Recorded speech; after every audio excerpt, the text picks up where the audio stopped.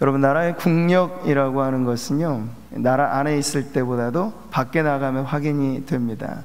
우리의 여권 가지고 못 갈 나라가 이제 거의 없어졌다라고 하는 건 그만큼 대한민국의 국력이 신장된 것을 보여주죠. 1세대 이민자들은 사실 얼마나 눈칫밥을 먹으면서 모든 사람들이 안 하는 그런 일들부터 시작해서 타향살이하며 힘들게 살아왔는지 모릅니다. 그런데 이제는 이 대한민국이 그 위상이 많이 올라가서 디아스포라, 우리 한인들에게 있어서도 자긍심을 갖게 해주는 나라가 되었죠. 이 모두가 하나님의 은혜인 줄 믿습니다. 자, 그런데 우리는 그리스도인 되었다라고 하는 것의 의미를 이렇게 보는 거죠. 이중 시민권을 갖고 있는 겁니다. 대한민국 국민이기도 하지만 우리는 또 하나 하나님 나라의 백성이라는 사실이에요. 이것이 우리에게 가져다주는 자긍심이 더 커야 할 줄 믿습니다. 하나님의 나라로 말하자면 역사상 가장 오래된 나라, 그리고 가장 드넓은 나라입니다. 아프리카 저 오지에도 예수 믿는 사람, 예수 믿는 교회가 있으면 우리는 언어가 다르고 문화가 달라도 예수라고 하는 그 하나로 인하여 소통이 가능한, 그게 바로 하나님 나라의 놀라운 모습인데요, 우리는 그 나라의 백성된 교회로서 지금도 이렇게 함께 모여 예배하고 있습니다. 자, 우리가 사도행전을 살펴보면서 오늘의 말씀을 통해서도 교회가 과연 하나님 나라에 있어 어떠한 그러한 섬김으로 우리에게 맡겨주신 사명을 감당해야 하겠는가 하는 것을 살펴볼 텐데요, 오늘은 특별히 사도행전에 기록된 그리스도의 승천에 관한 기록을 중심으로 이 교회와 하나님의 나라의 관계를 살펴보겠습니다. 여러분, 예수께서 우리의 구원을 위하여 이루신 그 모든 일들을 우리가 그리스도의 구속사역이라고 말을 합니다. 물론 절정의 자리에는요 십자가와 부활이 있죠. 그런데 예수님에 관한 모든 것이 사실 우리의 구원과 무관하진 않아요. 예수님께서 이 땅에 오신 성육신의 사건으로부터도 사실 우리는 그 하나님의 구속의 놀라운 신비를 보는 것이죠. 그래서 30년의 무명의 세월, 사람들은 출세니 뭐니 하며 그 이름을 세상에 알리기에 힘쓰는 그 시절에 예수님은 자그마치 30년 동안이나 몫으로서 무명의 세월을 보내시면서 인간의 본성을 거스리는 겸손과 섬김으로 받들어 살아가는 삶을 보여주셨습니다. 이건 역시도 우리가 잃어버린 그러한 인간성의 회복의 아름다운 모습을 보여주는 본보기라고 할 수 있죠. 그리고 때가 되어 공생애가 시작되고 십자가에 죽으시기까지, 그리고 부활하시기까지. 자, 그런데 그리스도의 이 구속의 사역의 이 지상에서의 마지막 마침표가 있다면 그게 뭘까요? 우리는 흔히 부활을 생각합니다만 지상사역의 마지막 마침표는 바로 그리스도의 승천으로 끝맺음한다는 걸 알 수 있습니다. 그래서 부활과 승천은 짝을 이루는 것인데요, 예수님께서 십자가 죽음으로까지 낮아지심 이후에 그리스도가 다시금 만왕의 왕으로 존귀케 되어지는 사건이 바로 부활과 승천에 담겨져 있는 것이죠. 우리가 매 예배 때마다 무엇을 고백합니까? 사도신경으로 신앙 고백할 때 이 승천에 관한 고백을 하잖아요. 하늘에 오르사 하나님 우편에 앉아 계셨다가, 이 전능하신 하나님 보좌 우편에 앉으신 승천하신 그리스도에 대한 신앙을 우리가 고백하는 것이죠. 네, 근데 바울은 이 그리스도의 승천이 가지고 있는 의미를 이렇게 말해줍니다. 같이 한번 읽어보죠. 그러므로 이르기를 그가 위로 올라가실 때 사로잡혔던 자들을 사로잡으시고 사람들에게 선물을 주셨다 하였도다. 이게 바로 승천의 의미예요. 그리고 우리가 예수님께서 승천하시면서 남겨두신 약속은 곧 우리에게 주신, 이 땅의 제자들 곧 교회에게 주신 축복의 선물인데, 그 축복의 선물의 가장 좋은 것이 뭘까요? 바로 성령의 약속, 성령의 충만인 줄 믿습니다.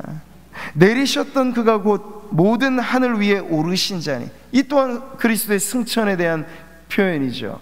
이는 만물을 충만하게 하려 하심이라. 보좌 우편에 오르심으로 인하여 이루어진 일은 이제 예수님은 마치 전쟁에서 승리한 개선 장군과 같이 영광스럽게 이제 등극을 하시고, 이것으로 이루어지는 하나님의 나라가 이 땅 가운데 그리고 만물에 충만케 되어지는 것을 이제 보게 되었다고 말씀하고 있는 거죠. 자, 오늘 사도행전의 기록은 바로 역사상 이루어진 그 그리스도의 승천의 자리에 우리를 초대합니다. 9절의 말씀이죠. 같이 한번 읽어볼까요? 이 말씀을 마치시고 그들이 보는데 올려져 가시니 구름이 그를 가려 보이지 않게 하더라. 여러분, 이것은 그저 어떤 신비로운 신화적인 이야기가 아닙니다. 지금 이 글을 기록하는 누가는요, 냉철한 역사가로 누가의 복음 그리고 사도행전을 기록했는데, 역사가적인 안목에서 이 기술은요, 예수님의 사심이 사실이고 부활이 사건이듯이 그리스도의 승천 역시도 실제로 제자들이 이 광경을 눈으로 똑똑히 지켜본 역사적 사건이라고 하는 것을 지금 중요하게 기록하고 있는 거죠. 이때 우리는 구약 성경의 한 사건을 떠올리지 않을 수 없습니다. 바로 예수님 이외에 죽음을 보지 않고 승천한 한 인물, 바로 엘리야의 승천 기사이죠. 그 장면에는요, 엘리야만 있지 않습니다. 엘리야의 직계 제자였고 후계자였던 엘리사가 함께하죠. 그래서 스승인 엘리야와 제자인 엘리사가 마지막 승천이라고 하는 이별의 현장에 함께 있는 그 모습, 이것이 사실상 구약의 모든 사건, 모든 인물, 모든 것들은 오실 메시아에 대한 예표요 모형이라고 하는 관점에서 볼 때, 바로 지금 사도행전에 나와 있는 그리스도의 승천, 그리고 승천하는 스승을 이제 떠나보내는 이 땅에 남은 제자들의 모습의 미리 보기라고 할 수 있는 거예요. 자, 그때 떠나가는 스승 엘리야를 붙잡고 제자인 엘리사가 간청하는 것이 있습니다. 그게 뭘까요? 같이 한번 읽어보죠. 당신의 성령이 하시는 역사가 갑절이나 내게 있게 하소서. 바로 이 대목이에요. 이 유비관계가 너무 분명하죠. 엘리야라고 하면 얼마나 놀라운 선지자로서, 그는 자신의 이름으로 기록된 말씀이 있는 선지자는 아니었습니다만 그의 행적 자체가 하나님의 위대하심을 나타내는 위대한 선지자였습니다. 근데 그 엘리야가 떠나가고 이제 이 땅에 남겨진 제자, 그 당시에 선지 학교가 있었던 것을 보면 제자들은 많았습니다. 그런데 엘리사가 유독 이 떠나가는 스승을 붙들고 간구하였던 것은 선지자로서의 직함만 가지고 사역을 할 수 없다는 걸 그는 누구보다 잘 알았어요. 엘리야의 행적이 보여주는 것, 그것은 엘리야와 함께 하셨던 성령의 역사라는 걸 알았기 때문에 엘리사는 조바심, 간절한 마음을 가지고 이제 스승은 떠나가는데 그 사명을 이제 내가 이어 맡아 감당해야 할 것인데 내게도 성령의 은혜가 있기를 원합니다 라고 구하는 거예요. 여기 갑절로 달라고 하는 것은요, 당시 장자들이 받았던 유업의 특징을 보여주고 있습니다. 그러니까 직계 제자로서 엘리야의 그 영성을 엘리사가 이어받기를 간구하였던 그런 간청이었죠. 이에 대한 엘리야의 답변이 이렇습니다. 나를 내게서 데려가시는 것은 내가 보면, 이 승천에 대한 예고인 거죠. 그 마지막 자리까지 네가 있어야 된다는 걸 보여주는 거예요. 그 일이 그때 내게 이루어지려니와 라고 말씀하고 있어요. 우리가 알고 있는 것처럼 엘리야의 승천 기사는요, 떠나가는 엘리야만 보여주는 것이 아니라 이 땅에 남아있는 제자 엘리사에게 이제 그가 원했듯이 갑절의 은혜가 임하는 현장을 보여주는 자리이기도 합니다. 자, 여러분, 그 모습을 우리가 연상한 걸 그대로 가지고 오늘 사도행전의 그리스도의 승천과 이 자리에 이 땅에 남아있는 제자들, 이 땅의 교회들의 관계가 어떻게 사역적인 후계 구도로 이어지는가를 보게 되면 우리는 거기에 성령이라고 하는 매우 중요한 약속이 그리스도의 승천 이후 교회에게 주어진 것을 다시 한번 그 연관성으로 보게 되는 겁니다.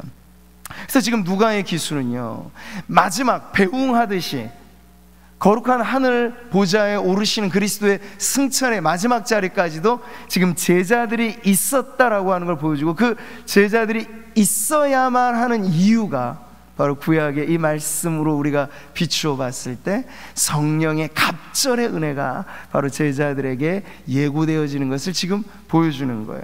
그렇기 때문에 예수님께서 요한복음의 기준에서 이 성령의 약속을 하실 때 이런 말씀을 주신 것을 우리가 떠올려 봅니다. 같이 한번 읽어보죠. 내가 진실로 진실로 너희에게 이르노니 나를 믿는 자는 내가 하는 일을 그도 할 것이요 또한 그보다 큰 일도 하리니 이는 내가 아버지께로 감이라.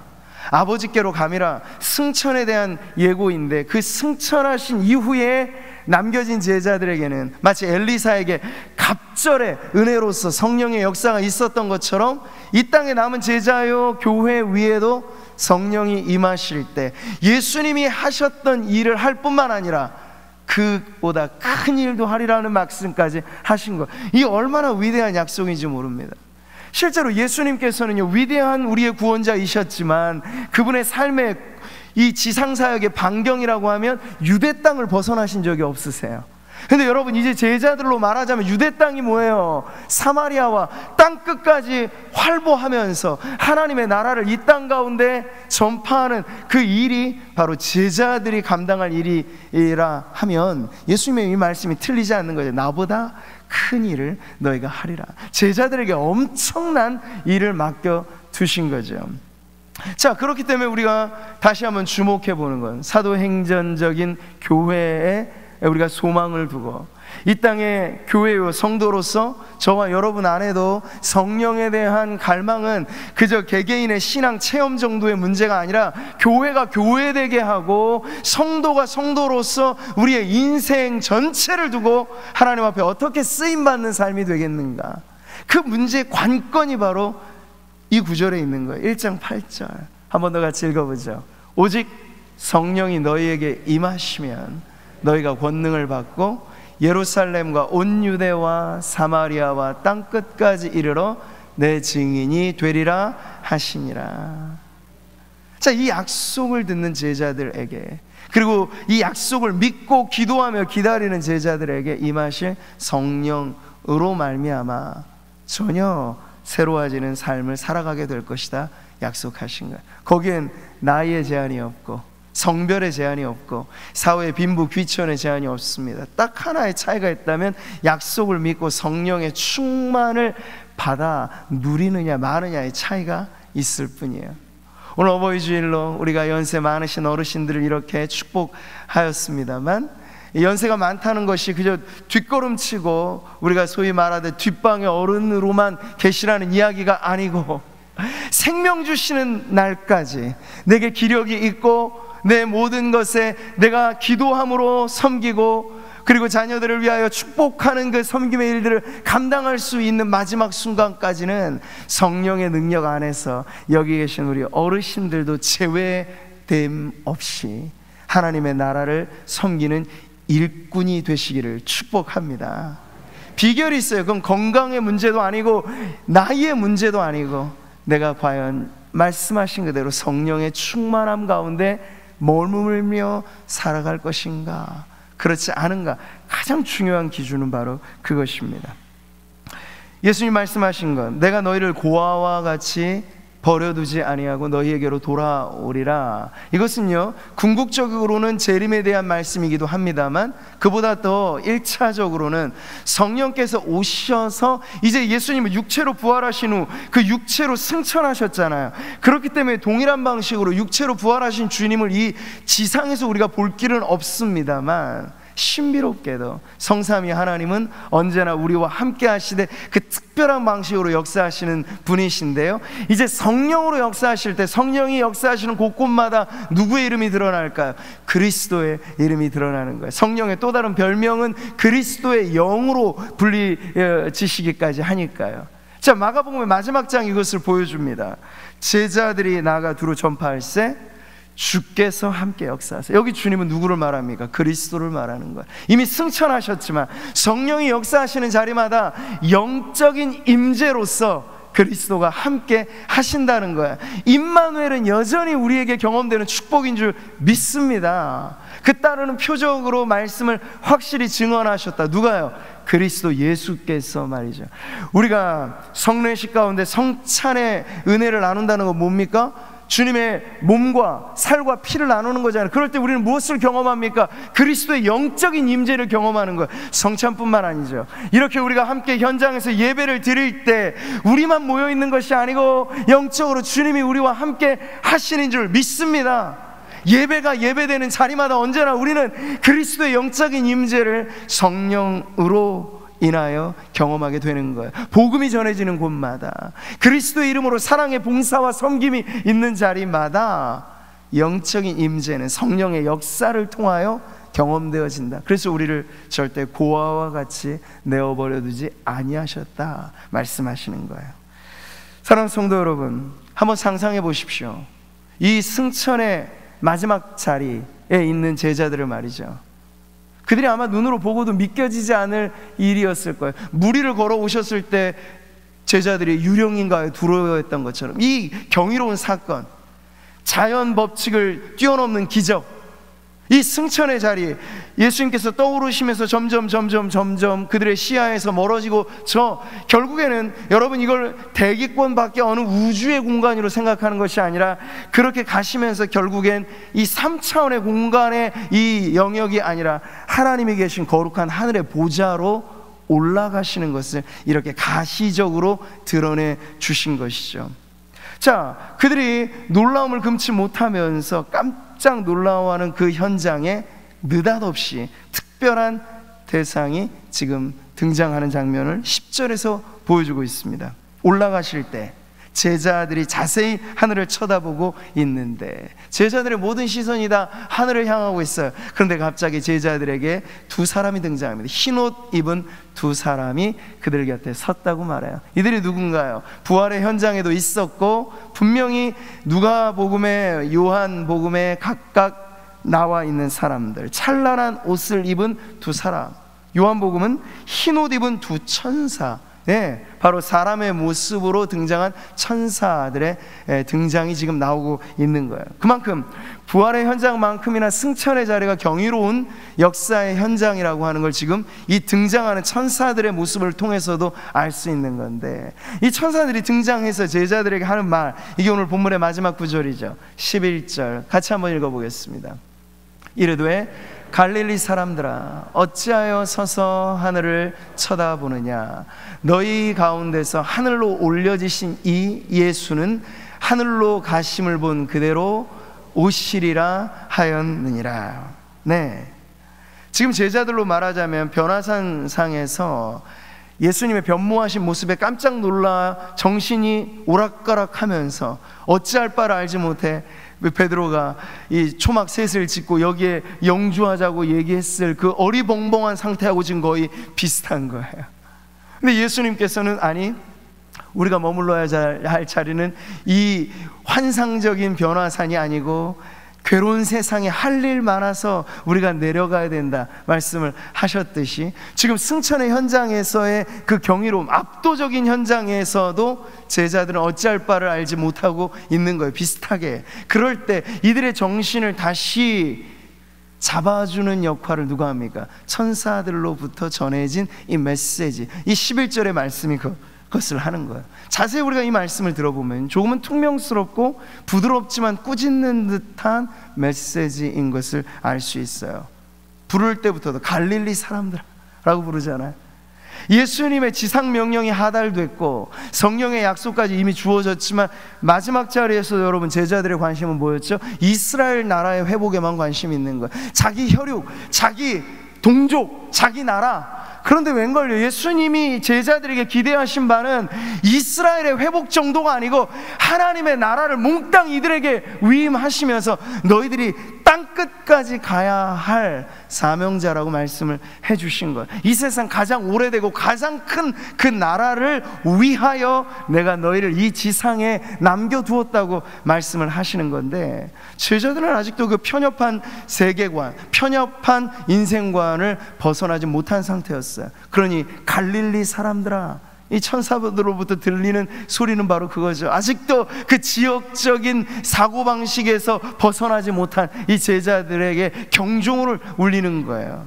어찌하여 무엇 때문에 그렇게 하늘만 쳐다보고 있느냐? 하늘만 계속 바라보고 있는 제자들 뜨끔하게 만든 거죠. 다시 정신을 차리면서 땅으로 시선을 향하게 만드는 메시지인 거예요. 여러분, 예수님이 남겨두신 사명이 무슨 사명이라고요? 지상 사명이에요. 여러분, 대위임이라고 맡겨주신 그 일은요, 이 땅에서 펼쳐지게 될 놀라운 명령이죠. 성령의 약속을 기대하는 이유 역시도 마찬가지예요. 땅끝까지, 세상 끝날까지 모든 민족에게, 그 범위로 말하자면 엄청난 스케일의 하나님의 나라를 위하여 지금 제자들에게 이 명령을 주셨건만 지금 제자들이 하늘만 멍하니 쳐다보고 있는 거예요. 그러지 말라는 거죠. 여러분, 우리는 예수님의 재림을 학수고대합니다만 교회가 예수님의 재림을 기다리는 방식은 어디 저기 산으로 기도원 차려놓고 거기 머무르자, 그게 아니고 이 땅의 마지막 사명이 완수되어지는 그때 주님 오실 줄 믿고 우리의 관심은, 마음은 하늘을 향하지만 우리의 발은 여전히 이 땅을 딛고 내가 살아가는 날 동안에, 내 당대에, 그리고 우리 교회가 이 역사에 있는 동안에 주님 위임하신 이 명령대로 지상 사명 감당하리라. 그러한 열정이 교회가 가져야 할 주님 재림에 대한 열망이어야 할 줄 믿습니다. 자, 오늘 이 승천은요, 이 예수님의 기준에서 보면 천상의 사역의 새로운 시작이고 보좌 우편에 우리의 중보자로서의 사역 말이죠. 그리고 재림으로 말하자면 재림을 남겨둔 시점에 예수님의 승천은 그에 대한 준비라고 할 수 있겠습니다. 그 사이에 무엇이 있습니까? 교회가 있습니다. 그 사이에 제자요 성도인 저희들의 삶이 있습니다. 우리는 승천과 재림 사이에서 이 지상에서의 모든 사역을 마치시고 우리들에게 위임하신 그 명령을 받고 저와 여러분 역시도 땅끝까지, 세상 끝날까지 모든 민족에게 전해져야 할 하나님 나라의 복음을 위하여 지금 이 시대에, 이 자리에 우리의 삶이 있는 줄 믿으시기 바랍니다. 그래서 여러분, 교회는 탈속적이어야 돼도 안 되고 세속적이어야 돼도 안 됩니다. 하나님 나라는 이와 같이 아주 긴장감 있는 나라인 것이에요. 그래서 우리는 세상 속에 발을 딛지만 세상과 같지 않고 세상을 변화시켜 나아가는 이 세상의 희망의 등대요, 거룩한 불빛이요, 그리고 이 세상, 맛을 잃어버린 이 세상에 소금의 맛을 내는, 살맛 나는 세상을 만드는 그러한 사명의 공동체가 되어야 할 줄 믿습니다. 그러려면 여러분, 우리 안에 먼저 무엇이 경험되어져야 될까요? 우리 안에 무엇이 확인되어져야 될까요? 바로 하나님의 나라입니다. 교회와 하나님의 나라의 관계가 그거예요. 하나님의 나라는 너희 안에 있느니라. 어떤 제도적인 걸로 말씀하지 않아요. 어떤 건물로 말하고 있지 않아요. 하나님의 나라는 교회 공동체, 우리가 모인 이 자리, 예배하는 이 시간, 성도들이 두세 사람이라도 주의 이름으로 모인 그곳에 성도들의 삶의 자리에 함께하는 것이 하나님의 나라인 줄 믿습니다. 여러분, 그래서 그 나라를 우리가 경험하는 교회가 되어야 그 나라를 자랑스럽게 전할 것 아닙니까? 대한민국 국민으로서의 자긍심이 있으면 우리가 어디 가든지 영어 별로 하지 않아도 돼요. 이제는 우리나라 말로 해도 다 통역도 되고, 영어가 보편적인 세계 공통어가 되는 건 그만큼 미국이나 영국의 국력을 보여주는 거잖아요.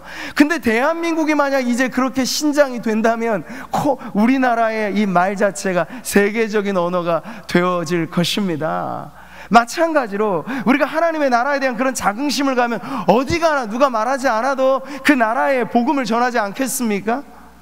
사랑하는 성도 여러분, 이제 코로나로 인하여 움츠렸던 여러 가지 많은 것들, 생활의 방역은 우리가 계속 이어갑니다만 영적인 면에서 움츠린 것을 펴내시기 바라요. 이제 전도도 하십시오. 지금 더 흔들리는 영혼들이 많은 때잖아. 이단에서 방황하던 사람들도 지금 갈 길 몰라 방황하는 이들이 많고, 질병의 문제로 인하여 세상이 다가 아니구나, 돈 가지고 해결이 안 되는 거구나, 저 미국이라고 하는 강대국도 코로나 바이러스 때문에 얼마나 어려운가를 여러분 보세요. 이제 이 세상의 기준이 코로나 전후로 바뀌어진다고 말하니 우리들에게 기회가 아닙니까? 어떤 기회인가요? 하나님의 나라를 이 땅 가운데 전하는 기회로 우리가 삼기를 바랍니다. 그 나라가 우리에게 뿌듯한 자부심이 되면 가능한 거예요. 하나님의 나라는 먹는 것과 마시는 것이 아니요. 그럼 뭔가요? 같이 읽어보시죠. 오직 성령 안에 있는 의와 평강과 희락이라. 우리 안에 있는 하나님의 나라를 경험한다는 것은 성도들의 삶에 절대 세상 형편으로 주눅들지 않고 우리 안에는 의와 평강과 희락이 강물처럼 흘러나는 그러한 백성의 삶을 살 수 있습니다. 나를 믿는 자는 그 배에서 생수의 강이 흘러나리라. 그 생수의 강은 곧 예수 믿는 자에게 주실 성령이라고 말씀하셨는데, 성령의 강수가 흘러넘치는 성도의 삶을 살아간다면 이 세상의 형편에 어떠하든지 상관없이 의와 평강과 희락을 맛보는 하나님 나라의 진귀한 백성들이 될 줄 믿습니다. 여러분, 그 나라 말씀하고 있어요. 하나님 나라가 인간의 말에 있지 않고 오직 능력에 있다고 말이죠. 세상과는 다른 방식이에요. 예수님 말씀하신 것처럼 세상과는 다른 나라예요. 이 세상의 나라는 제도와 힘과 말의 힘, 총의 힘, 권력의 힘, 이런 것을 가지고 사람들을 통치합니다만, 하나님의 나라는 그렇지 않아요. 하나님의 나라는 사랑으로 통치되는 나라, 하나님의 나라는 거룩함으로 다스려지는 나라, 하나님의 나라는 능력 있게 사람들의 인생을 전복시켜 예수 믿고 변화되게 하는 바로 그 나라. 오늘 이 말씀이 우리들에게 주는 도전이 바로 이것입니다. 넉넉히 하늘만 보는 제자들에게 하늘 쳐다보지 말고 이 땅에 맡겨주신 사명에 충실하라고 주신 이 말씀은 그 제자들에게만이 아니라 오고 오는 모든 교회, 오늘 우리들에게까지 울리는 경종의 메시지인 줄 믿습니다.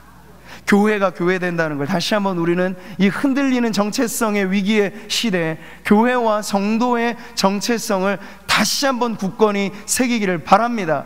우리가 살아도 누구를 위해? 주를 위해 살고, 죽어도 누구를 위해? 주를 위해 죽을 수 있다면 그것이 우리의 삶의 가장 뿌듯한 인생의 보람일 텐데, 바로 우리가 왜? 하나님의 나라의 백성이기 때문에 우리가 그러한 삶을 추구하고 그러한 삶으로서 하나님의 나라를 이 땅 가운데 전하는 저와 여러분, 그리고 우리 구미 상무교회 되기를 축복합니다. 너희는 택하신 족속, 왕같은 제사장들이라 말씀하십니다. 너희는 거룩한 나라요 그의 소유가 된 백성이라고 말씀하십니다. 우리 모두에게 대한 주님의 말씀이에요. 그런데 그렇게 하신 이유를 뭐라고 하죠? 같이 한번 읽어보죠. 이는 너희를 어두운 데서 불러내어 그의 기이한 빛에 들어가게 하신 이 아름다운 덕을 선포하게 하려 하심이라. 할렐루야. 오늘도 우리가 예배를 마치고 돌아가는 삶의 자리에서 우리에게 허락하신 모든 인생의 무대에서 여러분, 그 아름다운 덕을 선포하십시오. 하나님 나라를 자랑하십시오. 하나님 나라의 복음이 나의 삶을 바꾸어 놓았다는 간증이 우리의 입술로 전해져서 뒤숭숭한 이 시대에 모든 사람이 방황하기 쉬운 이때에 우리가 길이요 진리요 생명 되신 예수의 복음, 그 복음으로 완성되어지는 하나님의 나라를 전하는 주님의 귀한 백성 되시기를 주의 이름으로 축복합니다.